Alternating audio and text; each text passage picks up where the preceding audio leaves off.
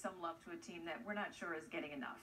North Carolina, winners of 9 straight games. 4 of the 9 they've put up 50 or more. That's an eye test, some style points. Their only loss go back to September 3rd, South Carolina, and that was 17-13.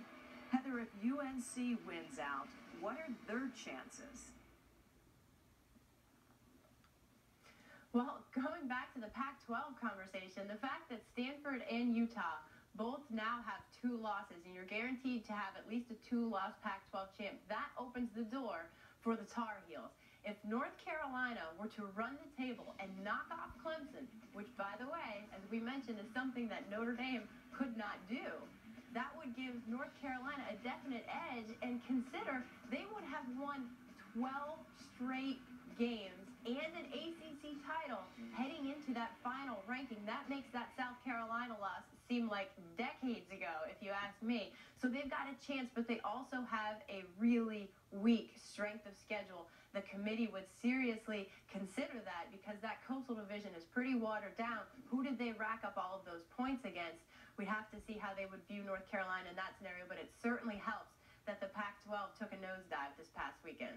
Chris, you mentioned that loss to open the season to South Carolina, and you can't undo it, but Marquise Williams did throw 2 red zone picks in a 4-point loss to South Carolina. It happened, you can't ignore it, but it is what it is. Trev, is North Carolina getting enough love? Yeah, I mean, well, they're getting the kind of love that you give to one of those ugly, hairless chihuahuas. You know, it's not the kind of love that they want, but it is some love. Now, what they want, if they win out and beat Clemson in the SEC championship game, they will get the love that you give to one of those hairless chihuahuas that can run a smartphone and fly a plane. That's the way it is. I will tell you this, though, that if they win out and beat Clemson, then they will have beaten the team that the committee is saying is the best team in the country. And if the committee denies North Carolina a spot in the playoff because they didn't beat earlier in the season someone that ranked 23rd, that again would be lazy by the committee. If this is number 1, you beat number 1, and everything else is relatively equal, forget the rest of the Here's resume. what you need to know about the Chihuahua. Okay, and I didn't know this until I looked it up. I looked it up before the show. You know how you love a Chihuahua in an ugly kind of way? An ugly, hairless chihuahua. You never seen one? They're cute, but they're ugly. On the internet, I'll show you that. Sure, Baylor's #1 in the nation, offensive yards per play. Guess who's second?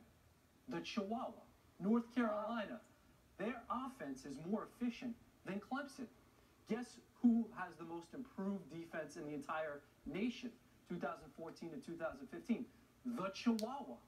Gene Chizik comes aboard. They cut it from 39 points per game to 19 points per game. So statistically, the metrics, other than the strength of schedule, but the opportunity is there with Clemson. A long shot, but all credit to Larry Fedora and Gene Chizik, who's been remarkable. It's just a matter of what kind of love they're getting. They came into this week ranked number 12. They'll probably move up. And when they learn to fly a plane and run a smartphone, that's when they beat Clemson. That's when they'll get the love that they really want. You know, I came into this segment trying to get some love for UNC, and instead, I've earned them a comparison to a hairless chihuahua. I feel like I should apologize. But you love one of those because it's just so lovable in an ugly way. What I'm saying is that they're not getting enough love.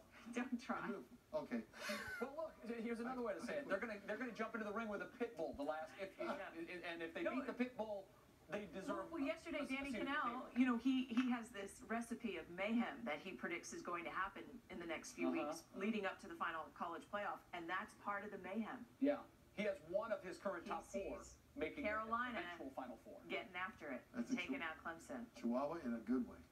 Yes. All right. Guys, thank you. Again, that's tonight, 7 East.